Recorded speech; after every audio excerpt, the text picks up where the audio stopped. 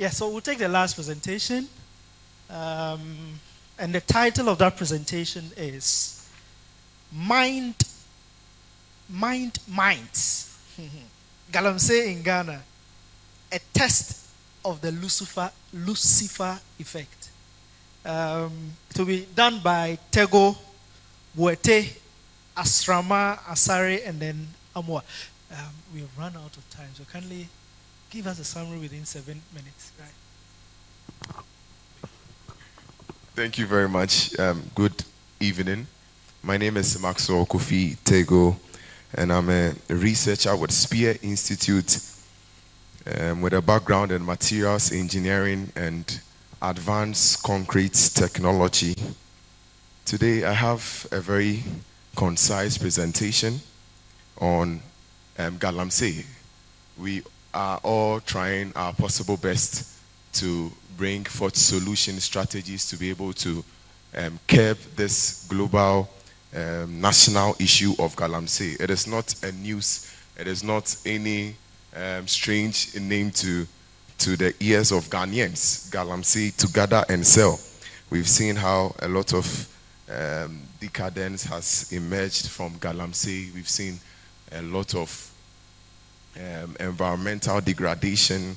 It is very difficult to highlight the positives of Galamsey. In fact, I was trying to find some so that I tally it with the negatives, but not far. It wasn't picking, so I had to just move on with it. So let's move on to my next slide. This is what I'll be presenting today. This will be my presentation outline. Because of time, I would want us to skip this one. Okay. So there's a study that we made, and in this study, our assignment was divided into two parts: to test the Lucifer effect and also to be able to, through the lens of the Lucifer effect, coin out interventions and also to be able to help policymakers with areas of emphasis that they would need to be able to tackle Galamsey holistically. Now, Galamsey is more than a cultural problem. Galamsey is more than a political issue. Galamsey is also more than a religious issue. Galamsey goes beyond all those spheres. If we really want to bring a stop to Galamsey, there's a way we have to address it. We need to go to the roots. A farmer once said that the best way to disconnect or to cut a tree is not by cutting the branches. When you do that, you are even helping the plants grow. There's an agricultural process called pruning. You are even making it grow stronger and better. The best way to end the life cycle of a tree is by visiting the roots. That is the best way you can be able to end any issue, by getting to the roots. So if we really want to tackle the issue of Galamsey, it is important and very imperative that we visit the roots and dig out the issues that are causing the roots and the tentacles of Galamsey to grow down the fabric of our Ghanaian culture. Please, let's move to the next slide. Now, so just what I said, the project objective is in two sides: to, of course, test the Lucifer effect and to coin out policies. Please, let's go to the other one. Sorry, I think we are moving too fast. Yes. So I just want to explain the term Lucifer effect. I've been saying Lucifer effect when I came up here. Lucifer effect is it was coined out in 2007 by Philip Zimbardo.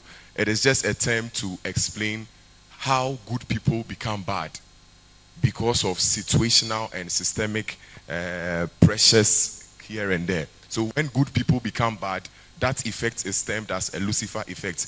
The word Lucifer is from a biblical character. I know it's quite unfortunate. Apostle, Professor, Doctor is not around. He would have been the best person to explain to us and give us a background about this character called Lucifer. So in the Bible, you find the word Lucifer based on biblical records and historical records. There was a time where this figure was with God in heaven, and because of one or two things, rebellion and pride, theologians would say, he fell from grace. He fell from grace. So when good people become bad, the term there is Lucifer effect. Now, next slide. Our methodology focused on 3 areas. We picked Osino, Asaman, Tamfo, and Enyinem. These are 3 mining communities located in the eastern region. Now, the interesting thing about these 3 is that there was once a time where they fought against Galamsey. They stood tooth and nail against Galamsey. They wouldn't allow any perpetuator from Côte d'Ivoire, other neighboring towns to come in and mine. No, they wouldn't accept it. They rallied, they protested, they fought, the youth, they ganged up, rallied behind the government to stop Galamsey. But along the line, just a few years after, these same people who were once fighting Galamsey are now the chief custodians of Galamsey. In fact, during this study, it was a very risky time because it was during the siege of Galamsey.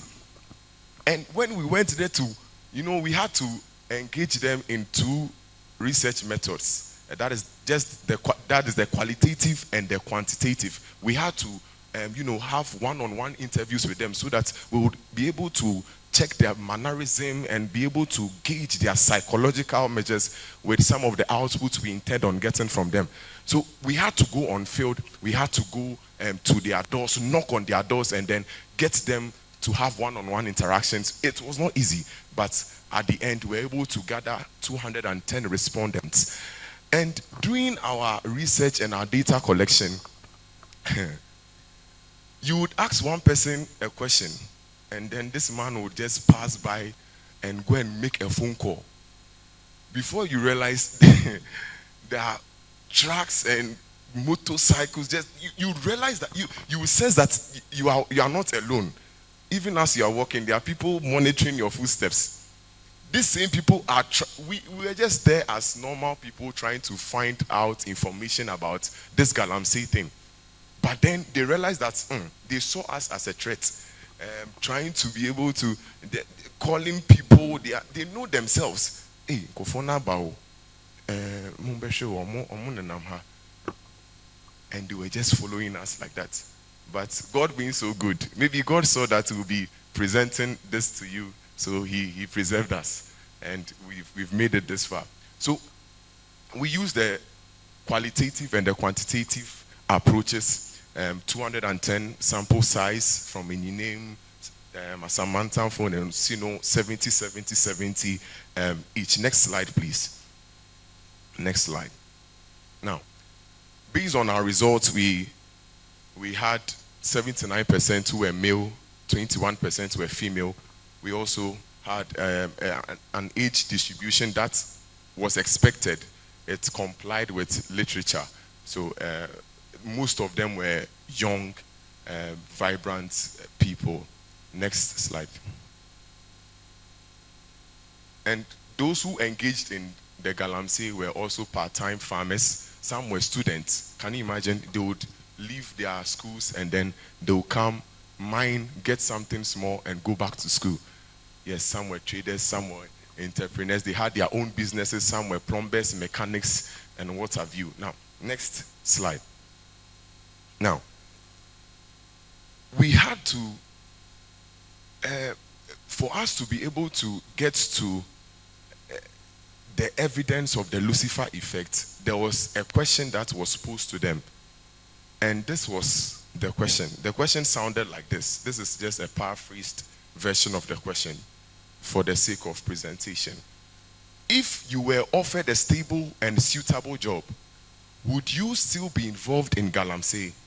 This is when, because most of them blamed their interest in Galamsey, their activeness in Galamsey to lack of employment. A lot of them, in fact, about 80%, I couldn't put it on the slide, but about 80% attributed their engagement in Galamsey to unemployment. So now, this is the question. If you were given a suitable or a stable job, would you still be involved in Galamsey? and 61% said yes. Ladies and gentlemen, this right here is the evidence of the Lucifer effect. At the detriment of the environment, they will still go with what would satisfy their selfish gains. Men and women who have grown to be able to trade their integrity for short-term pleasure. This is the evidence of the Lucifer effect. It shows that people who once stood for the good of the environment are now actively crucifying their savior. Next slide. Now, this is the zenith of my presentation. In fact, this is the last slide.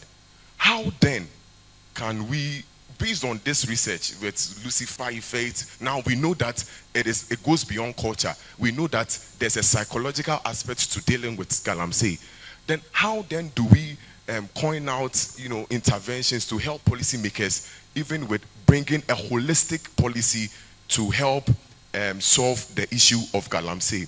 The first point I have there is one, that we rebuild moral and social norms in mining. The evidence of the Lucifer effect shows that there's moral decadence. The walls that are guiding our moral values has been shattered down. There's a need for us to build our moral values again. There's a need for us to teach our young men and women that long-term environmental sustainability is better than short-term gain.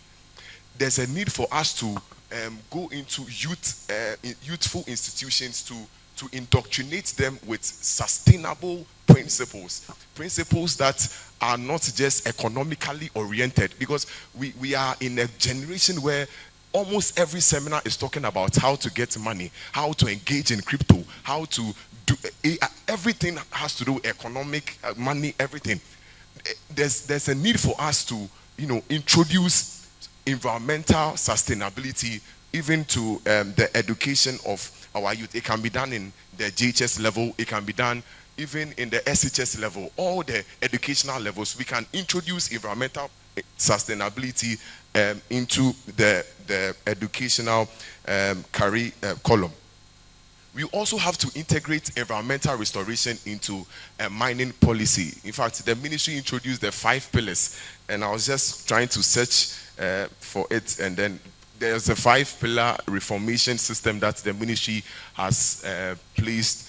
It's a policy, but the question to its enaction is still hanging around. We are still yet to see the effect of those policies. The third and last point is that there's a need for us to adopt multi-sectoral approach to sustainable mining governance. There's a need for us to adapt. We have to look at not just one sector. The sectors has to be in sync and united.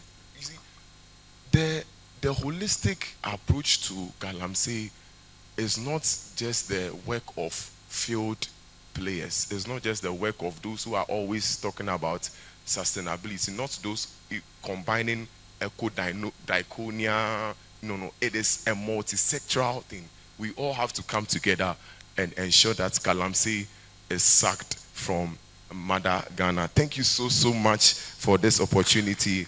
I don't take it for granted. And also to the organizers of this, please let's give them a round of applause. They've not given us a platform to learn alone, because I'm well fed, and I know you are also well fed. Thank you so much, Prof, and your beautiful wife, and all organizers involved, the sponsors. Thank you so much. Thank you. So thank you very much. Let's take one question. Just one. Okay. Thank you very much. There's 2 in 1 question. First, what sampling method did you use? And 2, you said you had 10 respondents and 70 each from 3 towns. What informed the selection? Because I know that they don't have the same population. So why 70? Thank you.